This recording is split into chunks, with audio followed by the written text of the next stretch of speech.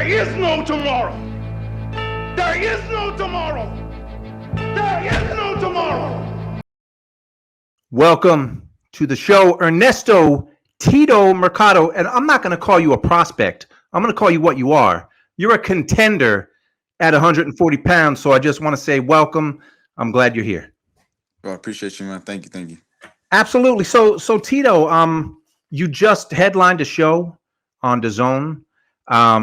Dana Barrio, who, he's known as a tough fighter, but you won the fight by a TKO. Probably not exactly what you were expecting out of him, right?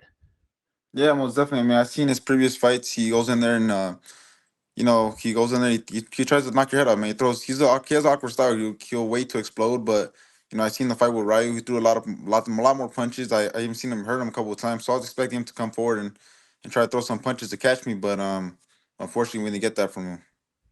So how do you, when you fight a guy like that, who is trying to survive? Because I watched it live and I was wondering, what is this guy waiting for? It was obvious he was just trying to survive, and he had those long arms. So when he tucked his elbows in, he covered most of his body up. How hard is it to fight a guy like that who literally just wants to survive and try and land a bomb to take you out? I mean, as far as fighting wise, it's real easy, man. But the type of fighter I am, I like to go out there and do more than that needs to be done. I want to excite the fans. So in that sense, it could be a little tricky because I want to, like I said, I want to put on a good show. I could go there from the outside. I mean, the plan originally, the strategy was to keep him in the from long range, not risk too much. Get him from outside shots, and then when he opens up, that's when we're gonna take the shot and knock him out. But he was not giving us that, so I got my corner a little bit mad because I was coming in a little bit too much. I was trying to do something to get him, to gauge up, to throw some punches. So they got a little mad at me because regardless, he's tried to swing, I think a couple times missed, but regardless, me coming in forward like that, I could still get caught with a punch. So, but yeah, man, I guess more or less it's just more for the fans. I guess it's a little hard because I want to give them a good fight. Yeah, I mean, I spoke with Sean Porter because Sean called the fights, and he said obviously it wasn't your fault, the fight, the way it worked out, but he expects in the next year for you to really make a big move. But getting back to that fight, do you know what happened exactly? I mean, I saw your face when the third round ended. You were walking back to your corner, shaking your head. I couldn't tell if you were frustrated or if you knew you caught him. Were you given any reason why he quit? Was it an injury? Like, what happened? No, man. I mean, from what I heard, he was just saying I was hitting too hard. So, I mean, from we see from the fight, obviously he was outmatched. He was just trying to survive the whole time. So, I mean, I just wish you would have put up a fight. At least, if you would have tried to do something within 3 rounds, boom. But man, if you're trying to survive from the beginning, you just it kind of I did shake my head because more or less it upsetted me a lot. I wanted to give that was my first time headlining, and I wanted to give a good show, and I feel like the guy kind of ruined it a little bit for me. Yeah. Well, I mean, you can only do what you can do, and what you did was you improved to 15-0 with 14 knockouts. That guy had never been stopped, regardless of how it happened. If you make a guy quit, it's a TKO. So that's what you did. I think most people know your story, the fact that you're a free agent. Are you still? I'm assuming you're still a free agent. Are you going to have more fights on DAZN with Red Owl? What's the status with that? Yeah, I'm still free agent, and we're kind of like I said this year we're kind of trying to make more of a stand and make my name more popular. So this year we're trying to get out there in major platforms like we did DAZN. So hopefully where we get another DAZN or maybe get on the Amazon Prime. We're just trying to. That's the only good thing about being a free agent, man. I could kind of work my way wherever I want. So hopefully there's some good fights that we can make happen, and I could get a better show. I really respect that because I know quite a bit about the history. Not many fighters are doing what you are doing, especially a lot of fighters when they reach a certain status, they can say, well, I'm a free agent, but you're doing it from the jump and you're still working your way up, even though I think it's criminal that you're not ranked even in the top 15 at 140, which I think is crazy. But the fact that you're doing this, just you and your dad and your team, I mean, I really think it's incredible, and I give you a lot of credit for it. No, thank you, man. It's been a journey. Don't get me wrong, and it's been a lot of hard work. But I think in the long run, it's gonna pay off for us. in all types of ways. So I think, and especially, man, I'm able to fight. There's no down the street type. I'm able to just get these opportunities if they do present themselves. So I think it's just a win-win in every situation. I was watching an interview you did not long ago with Nestor on the Boxing Voice, and I think it was from a few months ago. At that point, you thought you had a fight in February on a Jake Paul card. Yeah. Did it just fall apart? What happened with that? Yeah, that one just fell through. I mean, Yeah. and then I had also after that one, I had a fight scheduled with 360. It's just they can't get nobody in the ring with me, so it's kind of the deadlines are kind of obviously they want an opponent by a certain time, and we just can't get those guys in the ring. So it's getting a little harder. I'm not gonna lie to you. These guys don't want to fight no more. There's not really real fighters no more, and the top guys. I had an offer from. I'm not sure if it was mentioned in that interview. I had an offer from Golden Boy to fight Barbosa in January. Yes. Yep. That one they turned that one down. So now it's like, damn, not even the top guys want to fight no more either. So it's kind of hard. So yeah, in that sense, it's getting a little difficult. Well, I think maybe the only good thing in all this is you're only 22. So I know you don't want to waste time because, a fighter's prime, you only have so many years that you can fight. But the good news is you're only 22 and you're making noise and you had your first headliner. And I did want to ask you about that Barboza fight. It must be frustrating. Is it frustrating? I understand not getting the fights, but the fact that you're not ranked by any of the organizations because it's such a crazy, insane political game. Does that shock you that you're not ranked? It's wrong. It's criminally wrong, but does it surprise you? Not really. I kind of, I mean, we kind of know the business. We know that it's a lot of it's political, unfortunately, and we know a lot of these promoters have pull with certain organizations, so we know their fighters gonna go above me. So especially me being free agent, so it doesn't surprise me. But this year we definitely want to change that. We want to do something to start knocking on the door from these guys now. But I guess I know a bit about the inside, the politics and stuff. You have to go to these conventions, I guess. It's so weird that I think most sports fans don't understand boxing, that there's so much politics involved. You have to show your face at these conventions, and like you shouldn't have to politic to get ranked. It should be who you fought. And the guy, I mean, you've knocked out Jason Velez and Nakatia and Hank Lundy. I mean, you have real fights, substantial fights under your belt that should have you ranked, and you're not. So I don't know. It makes me mad as a fan, and I'm not even the one fighting. It's your career, but you're only 22. So I mean, you're on the path. Obviously, like I said, Sean Porter, he thinks a lot. He thinks in the next year that you're really going to make some kind of a move. So I imagine you must feel the same. Yeah, man, I feel like I'm ready. I always believe that you don't need 20, 30 fights to become a world champion. I feel like if you have it, you could go do it. You could do it within, I mean, obviously before that, I see a lot of guys, I mean, including Barbosa, I think he has like 29, 30 fights, still hasn't got a Yeah. world title shot. Yeah, man, if sometimes I feel like if you don't think you can pull the trigger within, under 20 fights, then maybe you just don't got it. So that's why I'm kind of pushing for these big fights already because I know I got it. A lot of these guys fold under the pressure or want to wait, 6, 7 years into their pro career. Man, I want to do it now. Well, you've already had two fights this year in 2024. When do you think your next one is going to be? What's like, if it was up to you, when is your next fight going to be? Hopefully sometime in July. I think sometime in July. Yeah. These two were kind of close back to back, and it was a long training camp, so this one I'm gonna take a little rest, and then July I'll get back on it, and hopefully I'm able to get another five of hopefully this year. Yeah. I know you've talked about this, but I have to ask you about Haney and Garcia. Really, with Garcia, with Ryan, all the crazy stuff that he's done since that first press conference, being high online and just, I mean, we're not even going to detail every single thing, but he's come off like he's out of his mind. And some people think he's trolling in doing this, like to fool people. But what do you make of all the craziness that's been around him? Honestly, man, I'm not sure what I like. Kind of like everybody else, I'm kind of confused on what he's doing. It's definitely a different strategy. Like if he's using it to sell fights, it's definitely a different way of doing it. He's definitely caught the attention of a lot of people. So I mean, if that's what he's doing to sell the fight more, I guess. I mean, kudos to him. I think that's kind of a wrong approach, but Yeah. regardless, though, I don't. doing all that, it still takes your focus off of the training camp. I mean, you got a big fight ahead of you. I don't know. I don't see him. I don't see him winning this fight. I just don't feel like he's 100% focused on what he has to do. Yeah, it's. I mean, I agree with you. If he's doing this to sell fights, which I'm hearing that the ticket sales aren't good Mm. in Brooklyn. I don't know if that's true. I mean, I went on the website. It seems like there's a lot of tickets available, but it is the worst way. I think it's one of the weirdest, worst hyped big fights to come along in a Yeah. long time. Because Ryan Garcia, say what you want about him, he's popular and he gets people to watch him fight. And to do this, it's just I can't really remember a buildup of a fight that went quite like this. But you're picking Haney in this fight.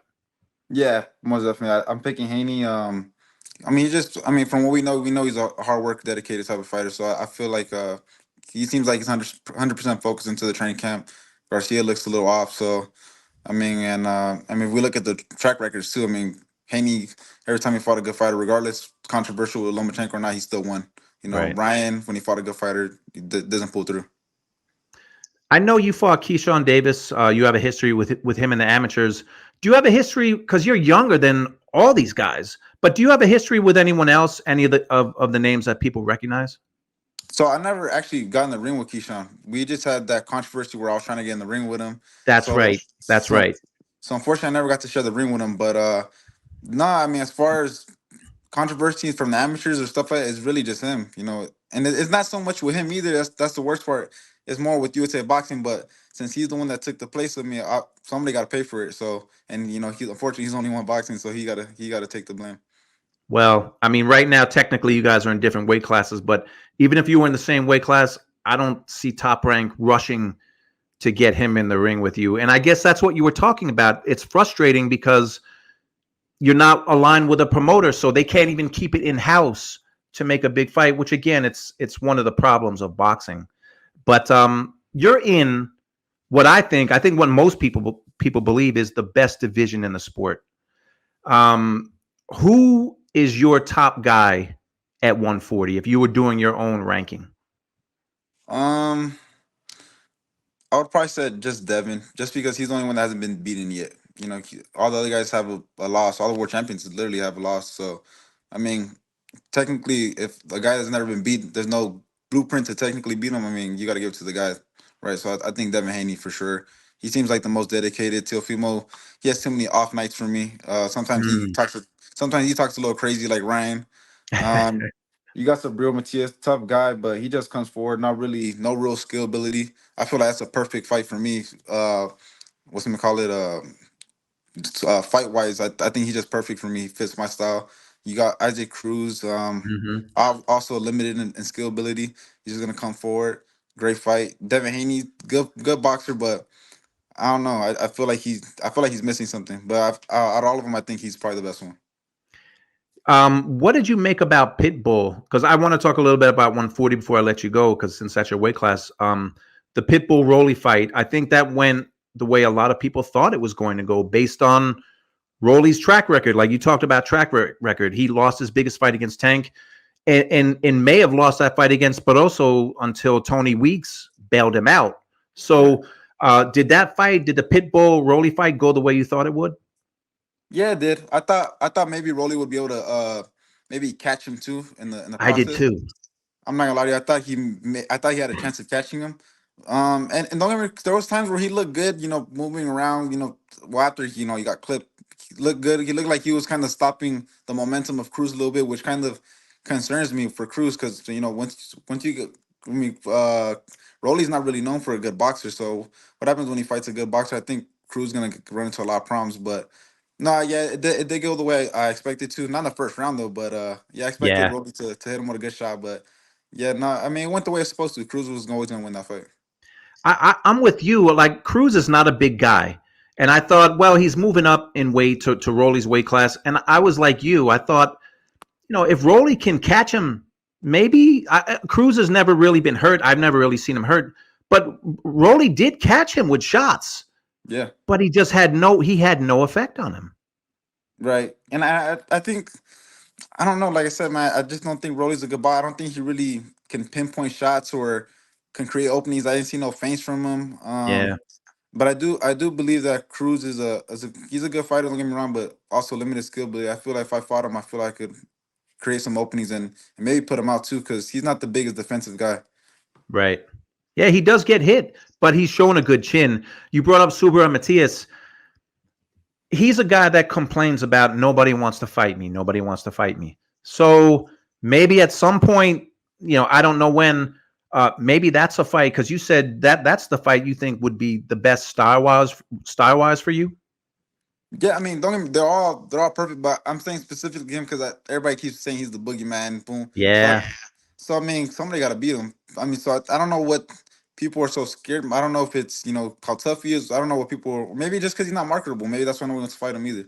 And I know they're. I mean, according to some things I saw, they're lowballing people to fight him. Less than six figures. So maybe that could be a reason too. I mean, if you're a world champion, man, you got to offer a little bit more than that too. But Yeah. yeah, I mean, to be a boogeyman, I don't see nothing scary about him. Um, where do you see? I mean, you're 15-0 right now, 14 knockouts. But do you have your own kind of timetable, like 2025 or 26, you want to have a shot at the belt, or is it sooner? Or are you guys just taking this one fight at a time and you see where your career goes? I mean, boxing is always tricky, man. You could always get the opportunity to, like I said, whether politics or there's some guys that don't even deserve a title shot, they'd be getting them. So Yes. Yes. in my case, I feel like I do deserve it. Obviously, do I think I'm gonna get it right away? No, because I'm a free agent. It's still high risk. It makes no sense. So, but hopefully, man, sometime next year I'm able to get a title shot. That's the goal. If sooner, definitely I'll take it. And I think I'm ready, man. I think I could be any of these guys right now.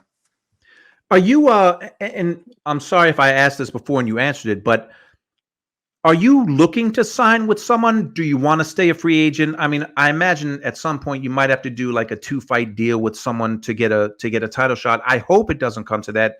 But are you looking to sign with someone, or are you saying this is how I'm rolling? I'm a free agent. This is how I'm going to do it. I mean, as of now, fight by fight, I want to stay a free agent, of course, but sometimes, for a title shot, I may have to do that. We seen Devin Haney do it for the Cambosos fight. Yeah. I wouldn't consider myself tied down if I have to do a 2 or 3 fight deal. After that, I'm still a free agent. It's not like a multi-year type of thing. So if that's what has to be done to get a title shot, I think that's the only way. I mean, that seems kind of worth it in a way. You get the title shot after that. You're champion. You kind of still make your own rules after that. Yeah. Well, you just headlined your first main event, and unfortunately, with the way it happened, the way Barrio just quit. I mean, I don't know. There's no he quit. He stopped fighting, and everyone was shocked. But when that fight was over, when you get back to the locker room, is it what were your feelings? Because I was bummed for you watching it, but what were your feelings when you got back to the locker room when the excitement kind of dies down? To be honest, man, even after the fight, and I was not. I mean, I was glad that I was able to get some type of WBA belt, still some type of ranking, but yeah, man, I wasn't really excited. I was real disappointed. Like I said, I wanted to put on a good show.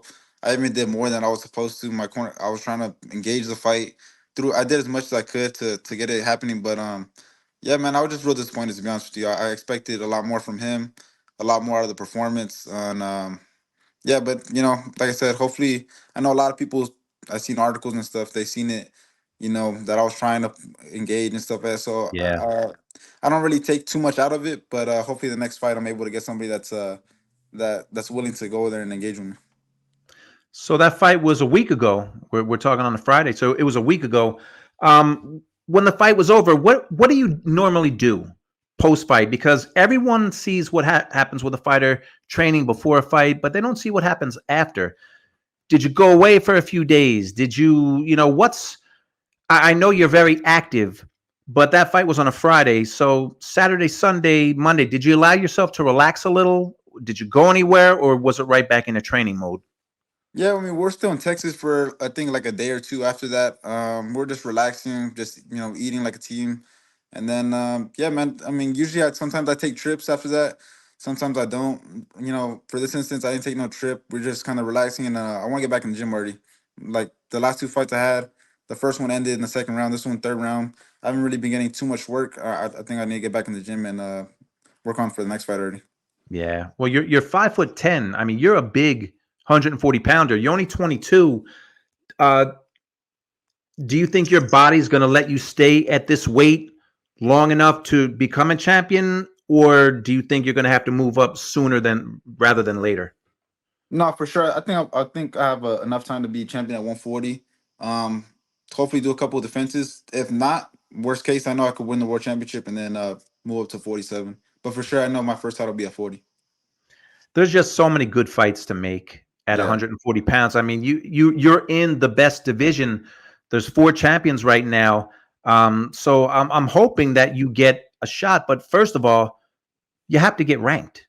So at some point, these organizations have to actually, maybe they don't watch you fight. I don't know. I can't, I'm trying to, like when I try to explain boxing to my friends that don't know boxing, you sound stupid because they say, what do you mean? What do you mean he's not ranked and he's beat all these good guys? Well, I tell them it's politics. What are you talking about? People don't get it. What a dirty sport it is. But listen, I said it like 3 times already. I think it's criminal, man, that you're not ranked and you're not a prospect. You're a contender. And I can't wait to see you fight again. And I wish Barboza would have taken that fight. Yeah, me too. I think that was I think Barbosa's a good fighter, don't get me wrong, but I think I Yes. definitely beat him. I mean, don't like I said, no disrespect to him, but I think I knock him out as well. He's a good fighter, but too many fights doesn't pull. I don't know. I just see myself beating him. Well, listen, I appreciate. Will you have any big plans coming up? Like, I know you said you want to get back to the gym, but it's only April. Like, you're not gonna allow yourself to go away for a week and relax. You're headed right back to the gym. Yeah, yeah, I'm right back in the gym. You know, I might go do some little things. Golf. I like to golf. I like to do certain things, but yeah, man, I'm real hungry in the sport. I like to really get back in the gym. I know a lot of these guys start clubbing and start drinking, and I think that's gonna be another separating factor between me and these world champions. A lot of these guys like to they mess around a little bit too much on their off time or during training, and I'm Yeah. always 100% focused. So, like I said, man, every little thing counts in boxing. Well, look at Ryan Garcia, what he was doing in between press conferences. So, you said you play golf. I don't play golf, but I play Top Golf. Have you ever played Top Golf? Yeah, Top Golf, like at the place. Yeah. Yeah, I've been to Top Golf once or twice. They be taking Yeah. my money. I ain't gonna lie to you. They be texting Top, me. Top Golf is a lot of fun. Well, listen, you're a contender. You're a golfer, man. I can't wait to see you get a shot. Before we go, just tell everyone where they can find you on social media. Yeah, you can follow me on all social medias at Real Tito Mercado. Real Tito, and plus you got that nickname, man, Tito. Because when I think of Tito as a boxer, of course you think of Tito Trinidad. Right. But Tito, that's a lot to live up to. And so far, 15-0, 14 knockouts. Man, you're doing it. I can't wait to see you fight again. Thank you, brother. I appreciate it. All right, Ernesto Mercado, go enjoy some time off. It's a Friday, so knowing you'll probably be back in the gym on Monday. But Yeah. I appreciate your time, and I look forward to talking to you again, brother. Likewise. Thank you, man.